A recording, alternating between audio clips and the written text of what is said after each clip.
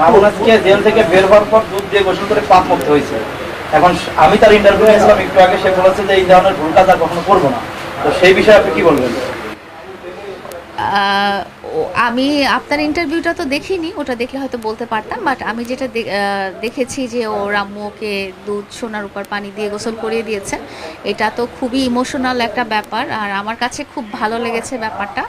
কারণ হচ্ছে যে এটা আমাদের মনে হয় দেশীয় একটা কালচার হতে পারে যে যখন আমরা চাই যে তার উপর কোনো বালা মুসিবত বা খারাপ জিনিস যাতে না আসে, সেই জন্যেই দুধ দিয়ে গোসল করানো বা সোনার উপর পানি দিয়ে গোসল করানো, বদনজর না আসে বা খারাপ বালা মুসিবত না আসে সেটা থেকে রক্ষা পাওয়ার জন্য এটা করা হয়।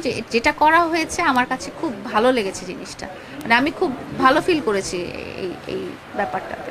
আমরা যখন দেখছি যে তার অ্যাডভোকেটের সাথে মামুনের একাধিক টিকটক বা তার সাথে একটা বন্ধুত্বপূর্ণ সম্পর্ক